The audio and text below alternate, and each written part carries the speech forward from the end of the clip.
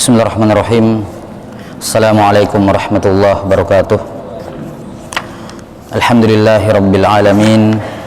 Wassalatu wassalamu ala asyrafil anbiya'i wal mursalin nabiyina Muhammadin wa ala alihi wa sahbihi ajma'in.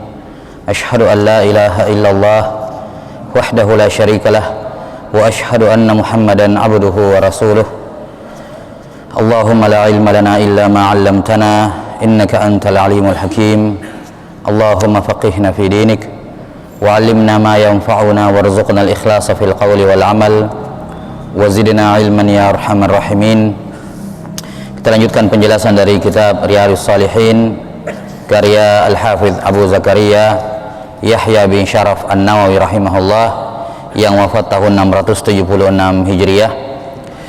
Masih dalam hadis Al-Irbad Ibn Sariyah radhiyallahu taala anhu, kata Rasulullah sallallahu alaihi wasallam, usikum bitaqwallahi was-sam'i wa ta'ati wa in ta'ammara 'alaikum 'abd wa innahu man ya'ish minkum fasayara ikhtilafan katsira.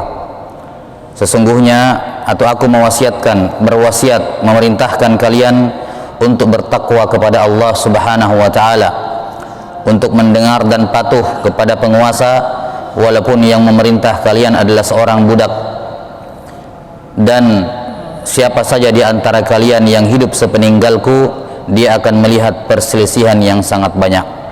Dia akan melihat perselisihan yang sangat banyak.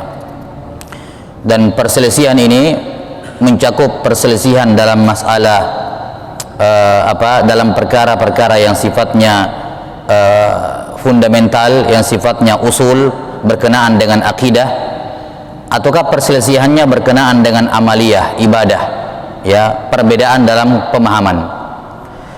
Adapun perselisihan dalam masalah pemahaman, maka ini di kalangan sahabat pun sudah terjadi.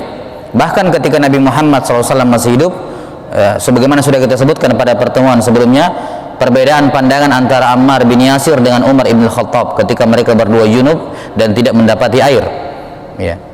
Demikian pula pada beberapa masalah lain yang disebutkan dari para sahabat radhiyallahu anhum ajma'in. Demikian pula perselisihan dalam masalah keyakinan dan akidah, ya, yang menyebabkan perpecahan di tengah umat. Sebagaimana yang disebutkan oleh Nabi sallallahu alaihi wasallam dalam hadis yang sahih, sataftariqu ummati ala 73 firqah, bahwa umatku akan terpecah menjadi 73 bagian. Ya, terpecah menjadi 73 bagian, ya.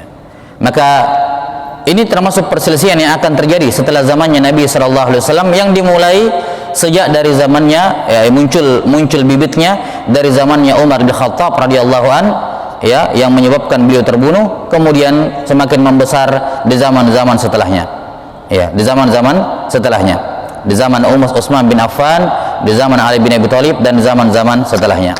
Dan sudah kita jelaskan pada pertemuan sebelumnya bahwa perselisihan atau perbedaan pandangan atau ikhtilaf, ya, selama hal tersebut dikembalikan kepada Quran dan hadis Nabi sallallahu alaihi wasallam, maka itu tidak akan melahirkan perpecahan. Itu tidak akan melahirkan perpecahan. Karena itulah kalau kita lihat peperangan perang saudara di antara sahabat radhiyallahu anhum ajmain, mereka ikhtilaf, berbeda pandangan sampai saling berperang. Tapi itu tidak menyebabkan mereka berpecah belah, ya, tidak menyebabkan mereka berpecah belah. Dan kebanyakan atau peperangan yang terjadi di antara sahabat itu, kalau kita hitung jumlah sahabat yang ada di dalamnya tidak banyak, cuman 20-an orang saja, ya. Nah, jadi tidak banyak yang meramaikan peperangan itu dari kalangan tabi'in. Kebanyakan sahabat ada yang sudah meninggal lebih dahulu, ada yang tidak mau ikut campur di antara dua kubu sahabat tersebut, ada yang menjauh meninggalkan Madinah, ya. Jadi sahabat yang ikut dalam perang saudara itu sedikit sekali jumlahnya, bisa dihitung pakai jari, ya. Kenapa? Karena para sahabat radhiyallahu anhum ajmain, mereka menghindari yang namanya pertumpahan darah, mereka menghindari yang namanya fitnah, menghindari perang sesama kaum muslimin. Mereka meninggalkan hal tersebut, ya. Dan sahabat-sahabat yang terjun dalam perang tersebut, yang jumlahnya sedikit itu, mereka berijtihad dengan ijtihad mereka. Ini dasar perang itu bukan karena saling membenci, bukan, tapi karena mempertahankan kebenaran menurut keyakinan mereka. Dan mereka semua adalah mujtahid. Yang kata Nabi SAW, seorang mujtahid kalau dia benar dapat 2 pahala, kalau salah dapat 1 pahala, dan kesalahannya diampuni oleh Allah Subhanahu wa taala. Karena itulah terdapat kisah yang terkenal, yang masyhur, ketika terjadi perang antara Muawiyah bin Abi Sufyan dengan Ali bin Abi Thalib radhiyallahu anhuma, ya, dua kubu kaum muslimin yang besar ketika itu. Dan kita semua tahu bahwa baik Ali bin Abi Thalib, demikian pula Muawiyah bin Abi Sufyan, ini 2 orang yang dijamin masuk surga. Tapi keduanya berperang, tapi dua-duanya dijamin masuk surga oleh Rasulullah SAW. Ya. Maka ketika ada orang yang datang kepada kubunya di depan Muawiyah bin Abi Sufyan, mencoba menjilat, ya, mencoba mencari muka kepada Muawiyah bin Abi Sufyan dengan cara menjelek-jelekkan Ali bin Abi Thalib di hadapannya Muawiyah bin Abi Sufyan, maka Muawiyah turun dari singgasananya, kemudian mencekik orang tersebut, atau dalam sebagian riwayat kemudian dihardik dengan keras, ya, dan diusir. Dia bilang, kamu berani mencela sepupunya Rasulullah SAW di hadapanku, ya, padahal lawan perangnya. Ya, yakni sebagian orang berpikir bahwa Muawiyah senang walaupun dia berperang melawan Ali bin Abi Thalib, ya, dia senang atau beliau akan senang kalau ada orang menjelek-jelekkan lawannya. Tidak sama sekali. Ya, Muawiyah bin Abi Sufyan marah besar ketika ada orang yang menjelekkan Ali bin Abi Thalib di hadapannya. Kenapa? Karena masalah peperangan ini bukan masalah kebencian. Bukan masalah kebencian sama sekali. Mereka berijtihad dengan ijtihad mereka, dibangun di atas keilmuan. Dan inilah pentingnya ilmu dalam segala sesuatu. Ketika saya sependapat, ketika saya bersama dengan seseorang, berkawan dengan seseorang, saya berkawan dengannya karena ilmu. Dan ketika saya tidak bersama dengan seseorang, saya juga tidak bersama dengannya juga karena ilmu, bukan karena kebencian membabi buta. Sehingga kecintaan dan kebenciannya proporsional, ya, tidak berlebihan, ya, tidak kurang dan tidak lebih. Maka demikianlah sifat perselisihan di tengah para sahabat radhiyallahu anhum ajmain. Mereka berperang tapi tidak berpecah belah. Hati mereka tetap satu. Hati mereka tetap satu. Semua mereka menghendaki kebenaran, walaupun dari sudut pandang yang berbeda. Dan tidak ada satu sedikit pun di antara mereka saling mencela, saling melaknat, padahal mereka berperang. Ya. Maka ini contoh bagaimana menyikapi perselisihan, bahwa perbedaan pandangan, perbedaan pendapat tidak bisa dinihilkan.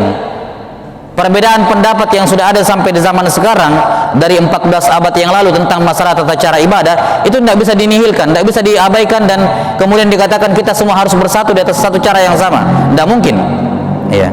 Tidak akan mungkin terwujud hal yang seperti itu, karena, ya, namanya beda kepala akan beda melahirkan ijtihad.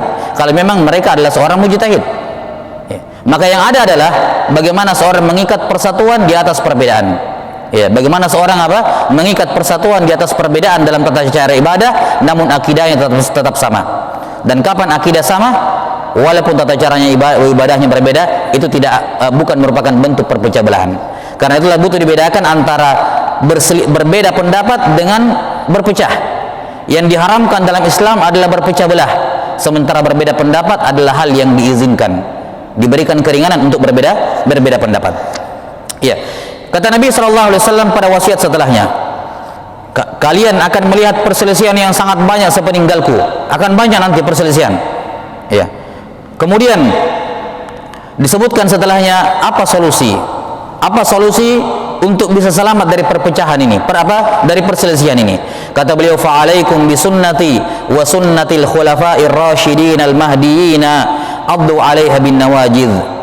Wajib atas kalian berpegang teguh kepada sunnahku, yakni ketika beliau masih hidup, berpegang teguh kepada Nabi sallallahu alaihi wasallam atau kepada sunnah beliau ketika sudah meninggal.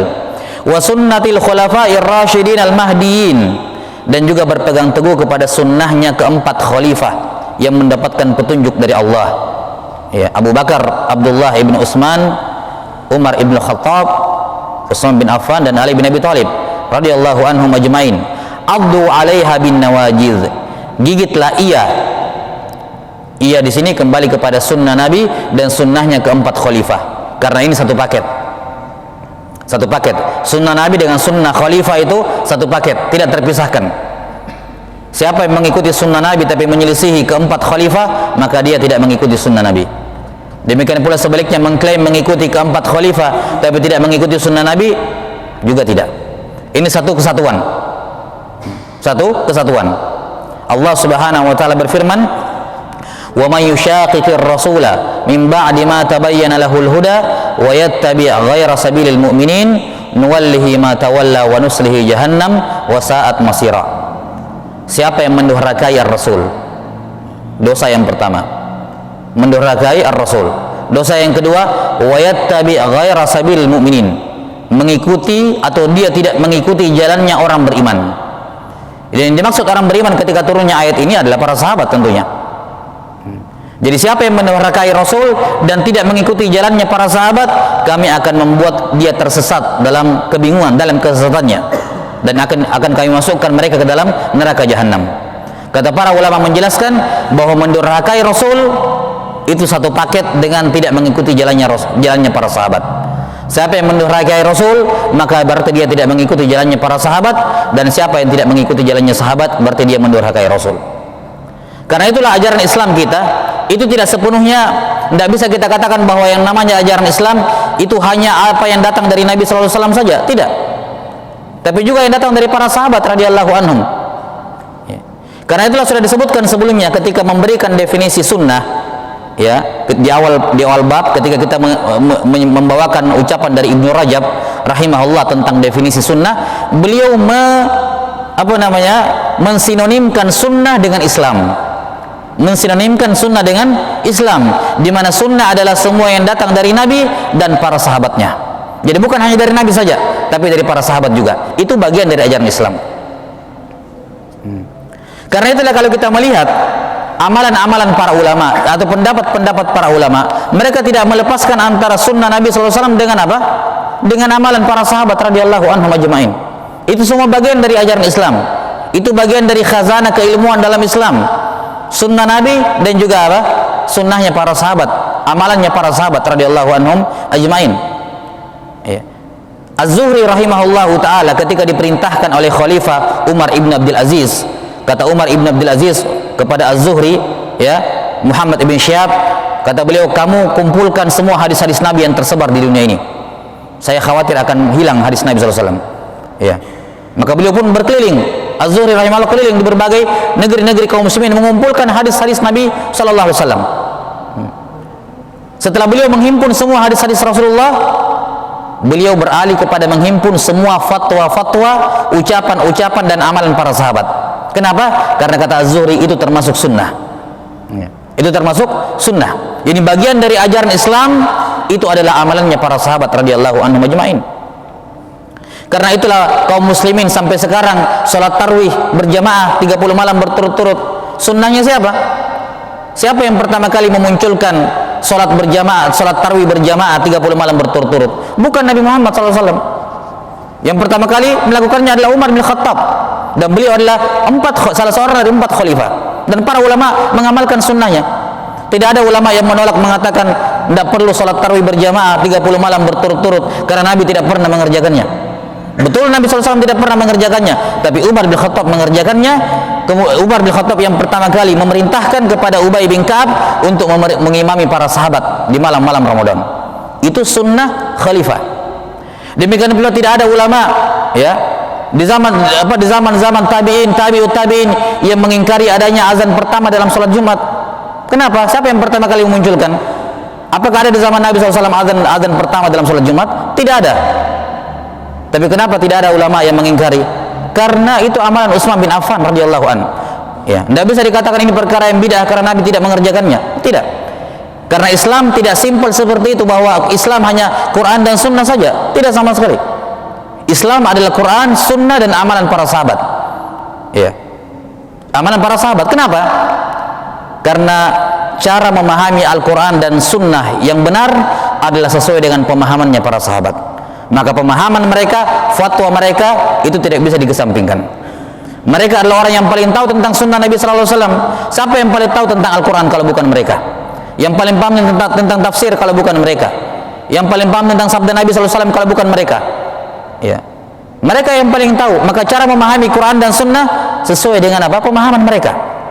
Ya, bukan dengan pemahaman orang-orang yang datang belakangan, bukan dengan pemahaman orang-orang yang datang belakangan.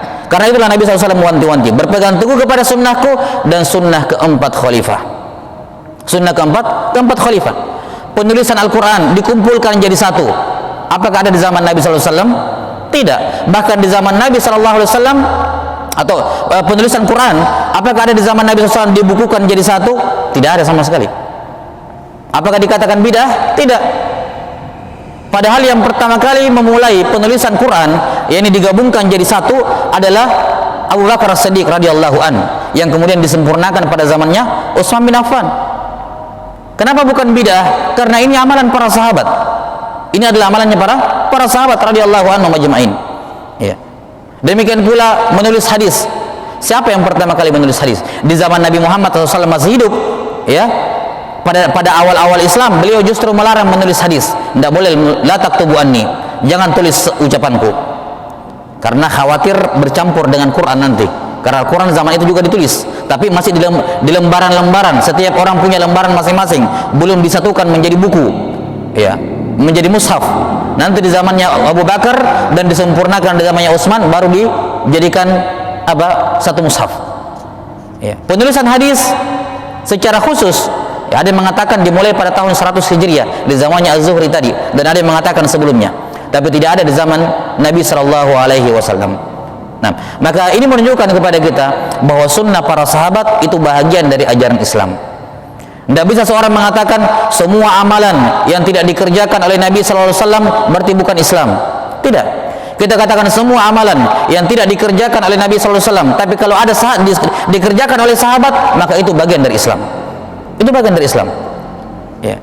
Karena itulah, dan ini melahirkan pemahaman yang kemudian banyak melahirkan kekeliruan.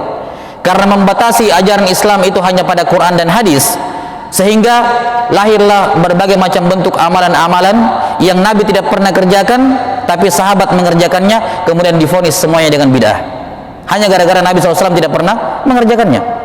Dan ini pemahaman yang keliru dan mempersempit atau terlalu melonggarkan definisi dari bid'ah tersebut. Sebagaimana akan datang nanti kita akan jelaskan insyaallah di bab ke-17, bab ke-18 akan dibahas oleh An-Nawawi rahimahullahu taala khusus tentang masalah larangan dari berbuat bid'ah. Bahwa bid'ah tersebut tidak seluas apa yang digambarkan oleh banyak orang di zaman sekarang, yang hanya membatasi sunnah hanya pada Quran dan amalan Nabi. Jadi kalau ada amalan tidak ada Qurannya, tidak ada hadisnya, tidak boleh dikerjakan. Ini pemahaman yang sempit. Ya, jelas ya, karena Nabi SAW tegas menunjukkan bahwa termasuk ajaran Islam adalah amalannya para sahabat radhiyallahu anhum ajma'in. Ya. Lihat, ada banyak amalan yang tidak ada di zaman Nabi SAW, ada di zaman sahabat, dan para ulama kerjakan, dan para ulama bahkan ijma' sepakat menerima amalan tersebut, padahal amalan tersebut tidak ada di zamannya Nabi SAW. Kemudian kata Nabi sallallahu alaihi wasallam, "Wa iyyakum wa muhdatsatil umur, fa inna kulla bid'atin dhalalah." Waspadalah kalian dari semua perkara-perkara baru, karena semua bid'ah adalah kesesatan. Rawahu Abu Dawud wa Tirmidzi wa qala haditsun hasanun sahih. Ya, hadis Abu Dawud, At-Tirmidzi, dan ini merupakan hadis yang hasan sahih. An-Nawajid bidzal al-mu'jamah al-aniyab, ya, wa qila al-adras. Disuruh menggigit dengan gigi taring, dan ada yang mengatakan gigi geraham. Taib. Kalimat ini fa inna kulla bid'atin dhalalah, semua bid'ah adalah kesesatan. Kita akan terangkan nanti di bab yang ke-18 bahwa An-Nawawi rahimahullahu taala termasuk ulama yang membagi bid'ah menjadi dua, bid'ah hasanah dan bid'ah sayyi'ah, dan ini bukan pembagian yang yang batil. Ini bukan pembagian yang batil. Ini warid dari sunnah Nabi sallallahu alaihi wasallam, di mana Nabi sallallahu alaihi wasallam bersabda man sanna fil Islam sunnatan hasanah, ya, falahu ajruha wa ajru man amila biha min ba'di wa la yunqasu min ujurihim syai'a, wa man sanna fil Islam sunnatan sayyi'ah falahu wizruha wa wizru man amila biha min ba'di la yunqasu min auzarihim syai'a. Bahwa siapa yang berbuat dalam Islam sunnah yang baik, maka dia akan mendapatkan pahalanya dan pahala semua orang yang mengikutinya tanpa mengurangi pahala mereka sedikit pun. Dan siapa yang berbuat dalam Islam sunnah yang jelek, jadi sunnah ada dua, ada sunnah yang baik dan ada sunnah yang buruk, ya, dan sunnah adalah lawannya bid'ah. Sunnah adalah lawan dari bid'ah. Kata Nawawi rahimahullah, kalau sunnah terbagi menjadi dua, sunnah yang hasanah dan sunnah yang sayyi'ah, maka lawannya pun demikian. Ada bid'ah yang hasanah dan bid'ah yang sayyi'ah. Ini dijelaskan oleh beliau rahimahullah dalam syarah Sahih Muslim. Insyaallah taala akan dijelaskan pada bab yang ke-18. Ala kulli hal, intinya bahwa sabda Nabi SAW, fa inna kulla bid'atin dhalalah, ini dijelaskan oleh para ulama, ya, bahwa ini mengarah kepada semua bid'ah, ya, semua yang dimaksud dengan bid'ah di sini semua hal yang tidak ada di zaman Nabi SAW. Ya. Semua hal yang tidak ada di zaman Nabi SAW itu namanya apa namanya? Bid'ah. Kata para ulama, segala sesuatu yang tidak ada di zaman Nabi SAW, kalau ada sahabat yang mengamalkannya, walaupun tidak ada di zaman Nabi SAW, tapi sahabat mengamalkannya, atau dia tercakup dalam dalil-dalil umum syariat, maka itu kategori bid'ah yang hasanah. Sebagian ulama yang mengatakan tidak ada yang namanya bid'ah hasanah, bid'ah cuma satu, semuanya dhalalah. Ya. Jadi masalah menggabungkan mushaf Al-Quran menjadi satu mushaf, taib, menyatukan mushaf menjadi satu, 30 juz dalam satu mushaf itu tidak ada di zaman Nabi SAW. Kata para ulama yang mengatakan tidak ada bid'ah hasanah, semua bid'ah itu dhalalah, mereka mengatakan mengumpulkan Al-Quran itu bukan bid'ah. Kenapa? Karena tersebut masuk dalam keumuman dalil-dalil syariat. Di antaranya firman Allah Ta'ala, inna nahnu nazzalna dzikra wa inna lahu lahafizun, kami akan menjaganya. Sementara bagi ulama yang mengatakan adanya bid'ah hasanah, mereka mengatakan itu contoh bid'ah hasanah, mengumpulkan mushaf.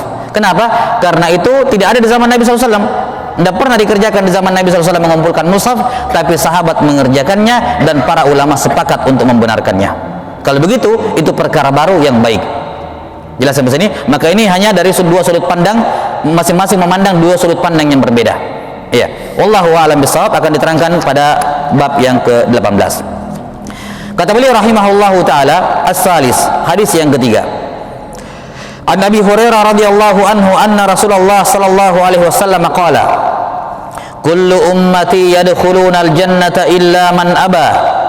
Qila wa man ya'ba ya Rasulullah? Qala man ata'ani dakhala al-jannah wa man 'asani faqad aba. Rawahul Bukhari. Yang ketiga dari Abu Hurairah radhiyallahu anhu, beliau berkata bahwa Rasulullah sallallahu alaihi wasallam bersabda, semua umatku akan masuk surga kecuali yang tidak mau. Mereka bertanya, siapa yang tidak mau wahai Rasulullah? Beliau bersabda, siapa yang taat kepadaku akan masuk surga, dan siapa yang mendurhakai aku maka dialah yang tidak mau. Ya, hadis riwayat Al-Bukhari. Kata Nabi sallallahu alaihi wasallam, semua umatku akan masuk surga. Siapa yang dimaksud dengan umat di sini? Siapa yang dimaksud dengan umat di sini? Betul diketahui umat Nabi sallallahu alaihi wasallam itu ada dua jenis. Umat Nabi sallallahu alaihi wasallam ada dua jenis. Yang pertama ummatud dakwah. Umat dakwah, yakni umat yang menjadi objek dakwanya Nabi sallallahu alaihi wasallam. Semua makhluk yang menjadi objek dakwah Nabi Muhammad sallallahu alaihi wasallam itu dikatakan umat Nabi. Ya. Namanya ummatud dakwah. Yang kedua ada ummatul ijabah, yakni umat yang mengijabahi, yang menerima dakwanya Nabi Muhammad sallallahu alaihi wasallam. Kalau kita berbicara mengenai umat jenis yang pertama, ummatud dakwah, maka orang musyrikin Mekah, orang Yahudi, orang Nasrani, orang Majusi, as-sabiin, ya, semuanya itu umatnya Nabi sallallahu alaihi wasallam, yakni objek dakwanya Nabi. Nabi SAW diutus kepada mereka semuanya, Yahudi, Nasrani, semuanya umat Nabi SAW. Dalam artian mereka adalah objek dakwah Nabi, didakwai oleh Nabi SAW. Tapi kalau umat jenis yang kedua, ummatul al-ijabah, itu adalah Muslim saja. Adapun selain Muslim, Yahudi, Nasrani dan selainnya, itu bukan umat Nabi SAW dalam makna yang kedua. Tapi dalam makna yang pertama, mereka semua adalah umat Nabi, karena beliau diutus sebagai rahmatan lil alamin.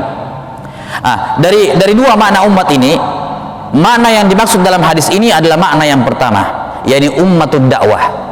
Semua umatku, semua umat yang saya dakwai, mau Yahudi, Nasrani, Majusi, musyrikin Quraisy, semuanya akan masuk surga kecuali yang tidak mau. Ya. Siapa yang tidak mau? Ya, kata Nabi SAW, siapa yang tidak mau? Kata sahabat, kata Nabi SAW, siapa yang taat kepadaku dengan masuk Islam, maka dialah yang masuk surga. Dan siapa yang tidak taat kepadaku dengan tidak mau masuk Islam, mereka lah yang tidak mau. Ya. Mereka lah yang tidak mau. Maka syarat masuk surga dari semua umat Nabi sallallahu alaihi wasallam adalah taat kepada Nabi sallallahu alaihi wasallam dengan memeluk Islam. Dengan memeluk al-Islam. Maka semua umat dakwah Nabi yang tidak mau memeluk agama Islam, maka mereka tidak masuk surga. Mereka tidak masuk surga. Yang masuk surga hanyalah umat dakwah yang menjadi umat ijabah, yaitu umat dakwah yang mengijabahi dakwanya Nabi sallallahu alaihi wasallam dengan masuk ke dalam al-Islam. Iya. Maka di sini terdapat perintah untuk menjaga ajaran-ajaran Islam karena ini menjadi prasyarat seorang masuk ke dalam surga. Kata Nawawi rahimahullahu taala Ar-Rabi, hadis yang keempat. An Abi Muslim wa qila Abi Iyas Salamah ibni Amr ibn al-Aqwa radhiyallahu anhu anna rajulan akala 'inda Rasulillah sallallahu alaihi wasallam bi shimalihi faqala kul bi yaminik qala la astati' qala la istata'ta ma mana'ahu illa al-kibr fama rafa'ahu ila fihi rawahu Muslim. Dari sahabat Salamah ibn al-Aqwa, Salamah ibnu Amr ibn al-Aqwa radhiyallahu an, kunya beliau Abu Muslim dan ada yang mengatakan Abu Iyas. Salamah bin al-Aqwa bercerita bahwa ada seorang lelaki pernah makan di dekat Nabi sallallahu alaihi wasallam dengan tangan kirinya. Ya, ada seorang laki-laki pernah makan dengan tangan kirinya di dekatnya Nabi sallallahu alaihi wasallam. Maka beliau memerintahkan, "Kul biyaminik, wahai fulan, makan dengan tangan kananmu." Kata dia, "La astati, ya Rasulullah, saya tidak mampu." Di sini tidak mampu bukan berarti dia tidak bisa pakai tangan kanan. Karena disebutkan alasannya, "Ma mana'ahu ilal kibar." Tidak ada yang mencegah dia pakai tangan kanan kecuali sombong. Ini dia bisa pakai tangan kanan, tangan kanannya aman, enggak ada masalah. Cuma dia gengsi, tidak mau pakai tangan kanan. Ya. Apa karena mengikuti tata cara makan yang di table manner ya istilahnya, yang dituntunkan oleh yang dibuat oleh orang-orang barat ya. 6 tangannya sendoknya di kanan, garpunya di kiri misalnya. Ya, kalau makan di garpu ya tangan kiri. Padahal bisa pakai tangan kanan, cuman sombong. Tidak mau tidak mau melanggar aturan di meja makan katanya. Nah, maka orang ini mampu dengan tangan kanannya, cuman sombong, gengsi, tidak mau makan pakai tangan kanan. Maka Nabi SAW bersabda, "Lastata'ta." Ya, kalau begitu kamu tidak mampu. Fama rafa'aha ila fihi. Saat itu juga tangan kanannya menjadi lumpuh dan dia tidak bisa mengangkat tangannya ke mulutnya sebagai bentuk hukuman. Baik. Kenapa orang ini dihukum oleh Allah Ta'ala dengan langsung dibuat lumpuh tangan kanannya? Bukan karena dia makan pakai tangan kiri, bukan. Tapi karena dia dengan sombong menyelisih perintah Nabi sallallahu alaihi wasallam. Ya. Dengan sombong menyelisih perintah Nabi sallallahu alaihi wasallam, bukan gara-gara makan tangan kirinya. Karena para ulama, jumhur ulama ya merupakan kesepakatan dari Imam 4, Abu Hanifah, Malik, Syafi'i dan Ahmad dan selainnya bahwa makan pakai tangan kanan sunnah bukan wajib. Ya. Makan dengan tangan kanan sunnah bukan wajib hukumnya. Maka tidak mungkin seorang dihukum hanya karena meninggalkan hal yang sunnah. Jelas sampai sini? Namun yang menyebabkan dia dihukum adalah karena dia gengsi mengikuti sunnah Nabi SAW dan meremehkannya. Dan kita katakan bahwa kalau ada orang meninggalkan amalan sunnah karena tidak mau dikerjakan, ya tidak ada masalah. Tapi kalau dia meninggalkan amalan sunnah karena meremehkan, ini dosa besar. Ya, jelas ya? Jadi bedakan antara meninggalkan sunnah karena memang tidak mau, karena memang lagi tidak ada waktu, tidak bisa saya kerjakan, dengan meninggalkan amalan sunnah karena menganggap remeh, merendahkan, sombong, gengsi dari mengamalkannya. Ini pelanggaran besar dan dia dihukum gara-gara kesombongannya. Ya, dia dihukum karena kesombongannya, bukan sekedar karena tidak makan dengan tangan kanan. Ya, karena jumhur ulama sepakat bahwa makan dengan tangan kanan hukumnya sunnah, tidak wajib. Jelas ya? Nah, maka di sini kita lihat bagaimana siksa azab Allah disegerakan kepada orang-orang yang menyelisihi sunnah Nabi SAW karena sombong dan meremehkan. Pernah terjadi satu kisah disebutkan oleh Az-Zahabi rahimahullah dalam Syiar Alamin Nubala bahwa ketika itu ada majelis pembacaan hadis-hadis Nabi di dalam masjid. Dibacakan hadis Nabi, qala haddatsana fulan, qala haddatsana fulan, haddatsana fulan sampai Rasulullah SAW dibawakan hadis beliau. Kemudian ada orang yang datang kemudian mengolok-olok majelis itu, majelis ilmu tersebut. Apaan itu yang dibaca? Haddatsana, akhbarona, dibacakan sanad hadis Nabi SAW. Dia meremehkan, memandang enteng dan menghina. Maka nggak tahu tiba-tiba ya dari mana datangnya, tiba-tiba ada ular yang besar yang turun jatuh dari masjid, kemudian mengejar dia keliling masjid. Ya. Dan semua orang tidak ada yang berani menolong karena tahu ini hukuman kepadanya. Ya. Sampai dikatakan kepadanya, wahai fulan, bertobatlah kamu kepada Allah, bertobat kepada Allah Ta'ala. Ya, maka ketika dia bertobat, seketika itu ularnya hilang. Ularnya hilang. Demikian pula kisah disebutkan dalam sebagian biografi seorang ulama bahwa dia pernah berguru kepada seorang guru.